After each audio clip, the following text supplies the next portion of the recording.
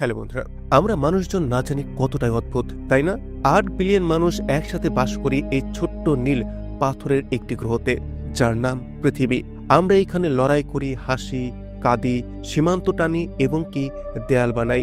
কিন্তু প্রতিটি মানুষই তার জীবনে অন্তত একবার হলেও রাতের আকাশের উপরে সেই কালো অসীম আকাশটার দিকে তাকায়। আর ঠিক সেই মুহূর্তেই আমাদের ভেতরে জন্ম নেয় অদ্ভুত এক ভয়। আর সেই ভয় অন্ধকারের নয়, ভূত প্রেতরও নয়। বৈজ্ঞানিক মহলে একটি শব্দ আছে যার নাম ফার্মি প্যারাডক্স। 1950 সালে ইতালিয়ান বিজ্ঞানী এনরিকো ফার্মি একটি খুব সাধারণ প্রশ্ন করেছিলেন, যদি মহাবিশ্ব এতটাই বিশাল হয়, যদি এতে বিলিয়ন বিলিয়ন নক্ষত্র থাকে, তাহলে এলিয়েনরা এখনো আমাদের সামনে কেন আসেনি? Where is everybody? এরপর 75 বছর কেটে গেছে। আমরা উত্তরে কি পেয়েছি? শুধুই নীরবতা। আমরা মঙ্গলের লাল মাটি খুঁড়ে দেখেছি, টাইটানের মিথেনের সমুদ্রের দিকে তাকিয়েছি, ইউরোপার বরফের নিচে উকি দিয়েছি, কিন্তু আমরা কি জীবনের খোঁজ পেয়েছি? একদমই না। আমরা রেডিও সিগন্যাল পাঠিয়েছি, কিন্তু ওপার থেকে কোনো হ্যালো আমাদের কাছে ফিরে আসেনি।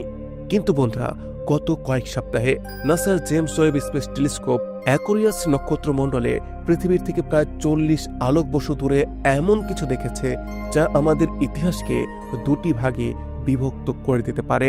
হ্যাঁ, আমি কথা বলছি ট্রাপিস্ট-1 এক্সোপ্ল্যানেট সিস্টেম নিয়ে। এটা শুধু আরেকটি এক্সোপ্ল্যানেট নয়, এটি এক ধরনের রায়, একটি চূড়ান্ত সিদ্ধান্ত। আজকের এই ভিডিওতে আমরা সেই ডেটাকে ডিকোড করব যা নাসার বিজ্ঞানীরা টেকনিক্যাল পেপারের আড়ালে লুকিয়ে রাখছেন। আমরা এমন এক পৃথিবীতে ভ্রমণে যাব যা হয়তো আমাদের পরবর্তী পৃথিবী হতে পারে। ট্রাপিস্ট-1কে বুঝতে হলে তার আগে আমাদের বুঝতে হবে তার বাড়ি, তার আশেপাশের পরিবেশ, কারণ এটি আমাদের সৌরজগতের মতো একেবারেই নয়। আমাদের সূর্য একটি ইয়েলো ডর্ফ, এটি আকারে বিশাল, উত্তপ্ত এবং প্রচণ্ড আলো ছড়ানো একটি নক্ষত্র। কিন্তু ট্রাপিস্ট-1 হলো একটি আল্ট্রা কুল রেড ডর্ফ স্টার। এই নক্ষত্রটি এতটাই ছোট যে যদি জুপিটারকে একটু বড় করে তাতে আগুন জ্বালিয়ে দেন, তাহলে এটি প্রায় ট্রাপিস্ট-1 সেই স্টারটির মতো হয়ে যাবে।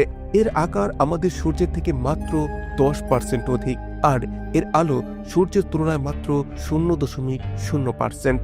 আপনি যদি এই মুহূর্তে সেখানে দাঁড়িয়ে থাকতেন, তাহলে দুপুরেও আপনার মনে হতো যেন পৃথিবীর সন্ধ্যা, যেন একটি চিরস্থায়ী গোল্ডেন আওয়ার। কিন্তু এইখানে আছে গল্পে একটি টুইস্ট। প্রকৃতি এখানে নিজের নিয়ম নিজেই ভেঙেছে। এই ছোট্ট নক্ষত্রটির চারপাশে আছে একটি দুটি নয়, 7টি পৃথিবীর আকারের গ্রহ। ভাবুন তো, এই 7টি গ্রহের আকারই প্রায় আমাদের পৃথিবীর মতো, আর এরা এতটাই কাছাকাছি ঘুরেছে এই 7টি গ্রহকেই আমাদের বুধ গ্রহের কক্ষপথের ভেতরে ঢুকিয়ে দেওয়া যায়। এই দৃশ্য কল্পনা করুন, আপনি ট্রাপিস্ট-1 কোনো একটি গ্রহের পৃষ্ঠে দাঁড়িয়ে আকাশের দিকে তাকালেন। আশেপাশের গ্রহগুলো যেন ট্রাপিস্ট-1 ই, ট্রাপিস্ট-1 ডি, ট্রাপিস্ট-1 বি আপনাকে ছোট তারার বিন্দুর মতো দেখাবে না, এগুলো আপনাকে আমাদের চাঁদের থেকেও 3 গুণ বড় দেখাবে। কোনো টেলিস্কোপ ছাড়াই খালি চোখে আপনি পাশের গ্রহের মেঘ, সমুদ্র পর্যন্ত দেখতে পারবেন। কিন্তু বিজ্ঞানীরা তখন আনন্দিত ছিল না, তারা বরং ভীষণ ভয় পেয়েছিলেন, কারণ রেড ডর্ফ নক্ষত্রগুলো ভীষণই হিংস্র হয়। তাদের যৌবনকালে তারা ভয়ঙ্কর সোলার ফ্লেয়ার আর বিকিরণ ছুড়ে দেয় চারিদিকে। নাসার বিজ্ঞানীদের 90% নিশ্চিত ধারণা ছিল ট্রাপিস্ট-1 গ্রহগুলোর বায়ুমণ্ডল কোটি কোটি বছর আগেই পুড়ে ছাই হয়ে গিয়েছে। তাদের মনে হয়েছিল এটা একটি বিকিরণে পুরা প্রাণহীন পাথরের গ্রহের সোলার সিস্টেম। কিন্তু জেমস ওয়েব স্পেস টেলিস্কোপ তার সোনালি চোখ খুলল। গল্পটি তখন সম্পূর্ণ একেবারে উল্টে গেল। নতুন ডেটা জ্যোতির্বিজ্ঞানীদের ঘুম কেড়ে নিল। বন্ধুরা, এখন আমরা একটু টেকনিক্যাল হব, কিন্তু আমার সাথেই থাকুন, কারণ এটাই সব থেকে গুরুত্বপূর্ণ অংশ। জেমস ওয়েব কোনো গ্রহের সরাসরি ছবি তোলে না। গ্রহগুলো এত দূরে যে সেগুলো একটি পিকচারের মতো দেখায়। তাহলে আমরা জানলাম কিভাবে সেখানে কি আছে? যখন ট্রাপিস্ট-1 কোনো গ্রহ তার নক্ষত্রের সামনে দিয়ে যায়, নক্ষত্রের আলো গ্রহের বায়ুমণ্ডলকে ছেকে আমাদের কাছে পৌঁছায়। যদি সেখানে অক্সিজেন থাকে, তাহলে আলোর একটি নির্দিষ্ট অংশ শোষিত হয়ে যায়। যদি মিথেন থাকে তাহলে আরেকটি অংশ। এটা ঠিক যেন কোনো বারকোড। নাসা যখন TRAPPIST-1 এর বারকোডকে স্ক্যান করলো, কম্পিউটার স্ক্রিনে লাল সতর্ক সংকেত জ্বলে উঠল। তারা পেল ডাইমিথাইল সালফাইড, মানে TMS। বন্ধুরা, এই শব্দটি শুধু মনে রাখুন, কারণ পৃথিবীতে পুরো গ্রহ স্ক্যান করলেও কারখানা আর আগ্নেয়গিরি বাদ দিলে TMS তৈরি করে মাত্র একটি জিনিসই, আর সেটা হচ্ছে জীবন। বিশেষ করে সামুদ্রিক ফাইটোপ্ল্যাঙ্কটন, অর্থাৎ ক্ষুদ্র সামুদ্রিক জীব। TMS একটি জৈব বজ্র পদার্থ যা তৈরি হয় যখন সমুদ্রে ব্যাকটেরিয়া আর শৈবাল শ্বাস নেয় আর মারা যায়। প্রকৃতিতে এমন কোনো অজৈব বা ভূতাত্ত্বিক প্রক্রিয়া নেই যার মাধ্যমে এত বড় মাত্রায় TMS তৈরি হতে পারে। কোনো গ্রহে TMS পাওয়া মানে এটি খনির অস্ত্রে আঙুলের ছাপ পাওয়ার মতো। কিন্তু গল্প এখানেই শেষ নয়। জেমস ওয়েব সেখানে মিথেন আর কার্বন ডাই অক্সাইডও শনাক্ত করেছে। এখন আপনি বলবেন, মিথেন তো গ্যাস জায়েন্ট গ্রহেও থাকে, তো সেটা একদমই ঠিক। কিন্তু মিথেনের সাথে যদি অক্সিজেন একসাথে থাকে তাহলে সেটা রসায়নের নিয়মে অসম্ভব, কারণ মিথেন আর অক্সিজেন একে অপরের শত্রু। তারা একে অপরের সাথে বিক্রিয়া করে ধ্বংস হয়ে যায়। যদি কোনো গ্রহের বায়ুমণ্ডলে দুটোই থাকে, তার মানে নিচে কোথাও একটি ফ্যাক্টরি আছে যা লাগাতার মিথেন তৈরি করছে। কিন্তু TRAPPIST-1 এ সেই ফ্যাক্টরি আগ্নেয়গিরি নয়, কারণ আগ্নেয়গিরি থাকলে মিথেনের সাথে কার্বন মনোঅক্সাইড থাকতো, যা এখানে নেই। তাহলে উপসংহারে কি আসলো? নাসা এখনো আনুষ্ঠানিকভাবে জীবন আছে ঘোষণা করছে না। তারা 100% নিশ্চিত হতে চায়। কিন্তু নাসা বর্তমানে যে ডেটা প্রকাশ করেছে সেই ডেটা 99.99% চিৎকার করে বলছে TRAPPIST-1 এ জীবন আছে। জীবন আছে সেই বাসযোগ্য অঞ্চলে। চলুন এইবার ডেটা ছেড়ে একটু কল্পনা করি। যদি সেখানে জীবন থাকে তাহলে তারা দেখতে কেমন হবে? ওরা কি আমাদের মতোই নাকি সম্পূর্ণ আলাদা? বিজ্ঞানের হিসেব অনুযায়ী TRAPPIST-1 এর পৃথিবী অবতর সিনেমার চেয়েও বেশি আশ্চর্যজনক হবে। সবথেকে প্রথম কথা, TRAPPIST-1 গ্রহগুলো টাইডলি লকড। যেমন চাঁদের একটি দিক সবসময় পৃথিবীর দিকে মুখ করে থাকে, ঠিক তেমনি TRAPPIST-1 গ্রহের একটি অংশ সবসময় তার গরম নক্ষত্রের দিকে মুখ করে থাকবে, আর পেছনের দিকটা চিরকালই থাকবে বরফ শীতল অন্ধকারে ডুবে। সেখানে জীবন আগুনে নেই, জীবন বরফেও নেই। জীবন থাকবে সেই সরু একটি অঞ্চলে যেখানে দিন আর রাত একে অপরকে ছুঁয়ে যায়। একেই বলা হয় টার্মিনেটর লাইন। এটি এমন জায়গা যেখানে সবসময় সন্ধ্যা, যেখানে সূর্য চিরকাল দিগন্তে আটকে থাকে, যেখানকার বন আমাদের পৃথিবীর মতো সবুজ হবে না, কারণ পৃথিবীর গাছপালা সূর্যের দৃশ্যমান আলো ব্যবহার করে। কিন্তু TRAPPIST-1 নক্ষত্র খুবই দুর্বল। এটি মূলত ইনফ্রারেড আলো ছড়ায়। এই দুর্বল আলো শোষণ করার জন্য সেখানকার গাছপালাকে হতে হবে কালো অথবা গভীর বেগুনি রঙের। কল্পনা করুন, কালো রঙের বিশাল পাতা সূর্যের দিকে মুখ করে দাঁড়িয়ে আছে, যেন তারা আলোর প্রতিটি ফোটনকে গিলে নিতে পারে। এবার চলুন কথা বলি সেইখানকার প্রাণীদেরকে নিয়ে। TRAPPIST-1 এর গ্র্যাভিটি পৃথিবীর মতোই, কিন্তু সেখানকার বাতাস হবে অত্যন্ত প্রবল, কারণ গরম দিক আর ঠান্ডা দিকের তাপমাত্রার পার্থক্য ভয়ঙ্কর ঝড় তৈরি করবে। তাই সেইখানকার প্রাণীরাও হবে লো প্রোফাইল, মানে মাটির খুব কাছ দিয়ে তারা চলাফেরা করবে, মাটির সাথে তারা লেগে থাকবে। কিন্তু সবথেকে বড় পার্থক্য হবে তাদের চোখে, কারণ সেখানে আলো খুব কম। সেখানকার প্রাণীদের চোখ আমাদের চোখের থেকেও 5 থেকে 10 গুণ বড় হতে পারে। হয়তো তারা রং নয়, বরং তাপ দেখতে পারে। সেখানকার শিকারী প্রাণীদের থাকবে থার্মাল ভিশন। আর যদি TMS পাওয়া যায়, তার মানে সেখানে সমুদ্র আছে, কিন্তু সেই সমুদ্রগুলো সম্ভবত অন্ধকার দিক দিয়ে বয়ে যায়। সেই চলে থাকবে বায়োলুমিনেসেন্স, অন্ধকার সমুদ্রে জল করা মাছ, নিয়ন আলো ছড়ানো শৈবাল। এবার আমরা আসি আরো একটি বড় প্রশ্নে। ব্যাকটেরিয়া যদি পাওয়া যায়, কালো গাছপালার যদি কল্পনা করা যায়, কিন্তু সেখানে কি কোনো সভ্যতা, বুদ্ধিমান প্রাণী থাকতে পারে? নাসা এখন বায়োসিগনেচারকে ছেড়ে টেকনো সিগনেচার খোঁজার দিকে মনোনিবেশ করেছে। ভাবুন তো, যদি গ্রহটা সত্যি টাইটলি লকড হয়, তাহলে বুদ্ধিমান প্রাণীরা কোথায় থাকবে? টার্মিনেটর জোনে তো ভিড় হয়ে যাবে, তাই তারা ধীরে ধীরে বিস্তার করবে, সেটাও নাইট সাইডের দিকে। কারণ অন্ধকারে বাঁচতে হলে যেটার দরকার হয় সেটা হচ্ছে কৃত্রিম আলো। জেমস ওয়েব এবং ভবিষ্যতের হ্যাবিটেবল ওয়ার্ল্ড অবজারভেটরি এতটাই শক্তিশালী যে তারা চেষ্টা করছে ট্রাপিস্ট-1-এর নাইট সাইডের শহরের আলোকে শনাক্ত করতে।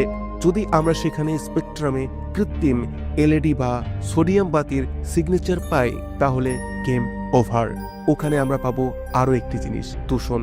যদি আমরা আমাদের পৃথিবীকে দূর থেকে দেখি, তাহলে আমাদের বায়ুমণ্ডলে CFCs ধরা পড়বে।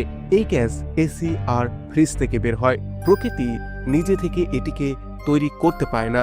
যদি ট্রাপিস্ট-1-এর বায়ুমণ্ডলে CFCs পাওয়া যায়, তার মানে সেখানে শুধু জীবন নেই, সেখানে আছে শিল্প আর যন্ত্র।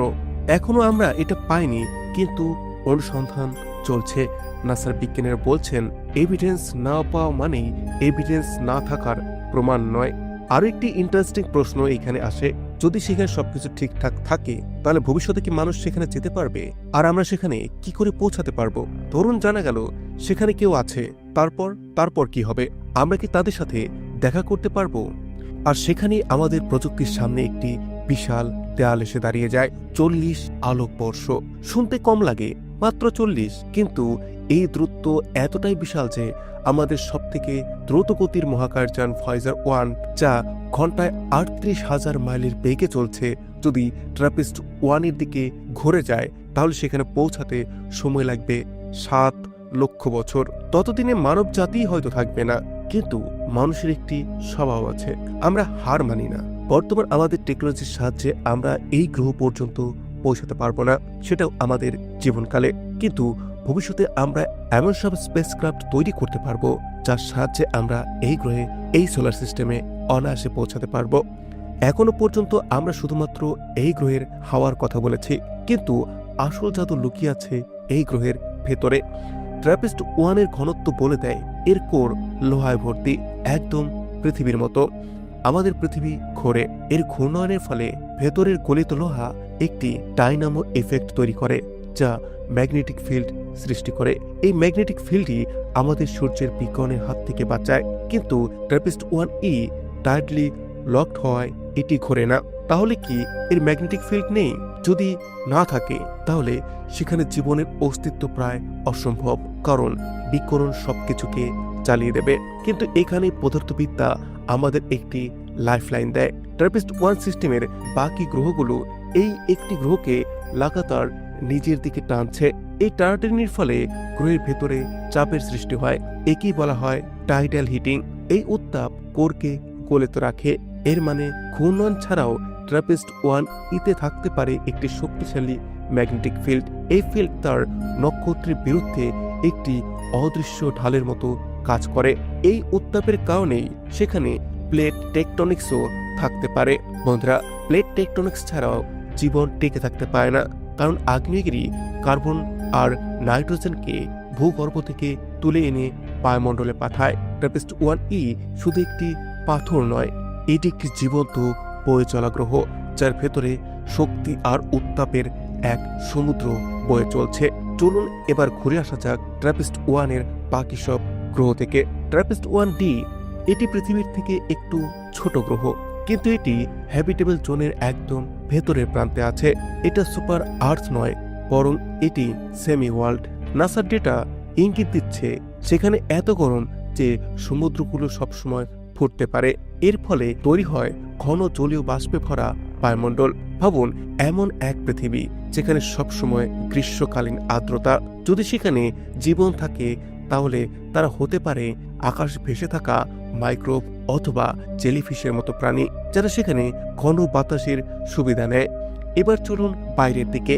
ট্রাপিস্ট-1f, এই গ্রহটি পৃথিবীর থেকে একটু বড় এবং হ্যাবিটেবল জোনের ঠান্ডা প্রান্তে। সেইখানকার পৃষ্ঠে সম্ভবত পুরো বরফের চাদর রয়েছে। কিন্তু ভালো করে দেখুন, এই গ্রহটির চারপাশে আছে হাইড্রোজেন আর মিথেনের একটি স্তর, যা গ্রিন হাউস ইফেক্ট তৈরি করে। যেমন আমাদের সৌরজগতের ইউরোপার চাঁদের বরফের নিচে একটি বিশাল সমুদ্র থাকার সম্ভাবনা আছে, ঠিক তেমনি এই গ্রহের বরফের নিচেও একটি সমুদ্র লুকিয়ে থাকতে পারে। একটি সিস্টেমে 3 রকমের জীবন, এটাই TRAPPIST-1 সিস্টেমের সবথেকে বড় আশ্চর্যের বিষয়। আমরা এইখানে 3 ধরনের জীবন পেতে পারি। TRAPPIST-1-এ ফুটন্ত মেঘে মাইক্রোস্কোপিক জীবন পেতে পারি, TRAPPIST-1E-তে টার্মিনেটর জোনে জটিল জীবন এবং TRAPPIST-1F-এ অন্ধকার পৃষ্ঠের নিচে সমুদ্রের জীবন। এটি একটি বিশাল কসমিক ল্যাব যেখানে প্রকৃতি জীবনের প্রতিটি সম্ভাব্য ভার্সনকে পরীক্ষা করছে। বন্ধুরা, TRAPPIST-1-এর আবিষ্কার শুধু বিজ্ঞানের জয় নয়, এটি নতুন সম্ভাবনার একটি দরজা। এতদিন আমরা ভাবতাম আমাদের মহাবিশ্ব এটি একটি দুর্ঘটনা, আমরা ভাবতাম জীবন শুধু পৃথিবীতেই ঘটেছে আর কোথাও নয়। কিন্তু TRAPPIST-1 আমাদের দিল এক নতুন দৃষ্টিভঙ্গি। এই মহাবিশ্ব নিষ্প্রাণ পাথরের স্তূপ নয়, বরং এটি হতে পারে জীবনে ভরা এক বিশাল বাগান। যদি 40 আলোকবর্ষ দূরে একটি ছোট্ট ঠান্ডা নক্ষত্রের পাশে জীবন থাকতে পারে, তাহলে ভাবুন তো পুরো মহাবিশ্বে আর কি কি থাকতে পারে। হয়তো এই মুহূর্তে এই ঠিক সময়ে TRAPPIST-1-এর টার্মিনেটর জোনে কোনো অচেনা গাছের নিচে বসে একটি প্রাণী তার লাল চোখে একটি ক্ষুদ্র ঝাপসা হলুদ তারা দেখে ভাবছে, ওখানে কি কেউ আছে? আমরা তাদের উত্তর খুঁজে পেয়েছি। হ্যাঁ, আমরা এখানে আছি। এই আবিষ্কার আমাদের ছোট করে না, এটি আমাদের দায়িত্বশীল করে তোলে। আমাদের পৃথিবীকে বাঁচাতে হবে, লড়াই বন্ধ করতে হবে, কারণ এখন আমরা জানি আমরা একা নই, আমরা একটি কসমিক কমিউনিটির অংশ হতে চলেছি। ভিডিওটি ভালো লাগলে অবশ্যই লাইক, কমেন্ট এবং শেয়ার করুন। সেই সাথে এমন সব ভিডিওর জন্য চ্যানেলটিকে সাবস্ক্রাইব করে বেল আইকনে ক্লিক করুন। Thanks for watching, take care, bye by.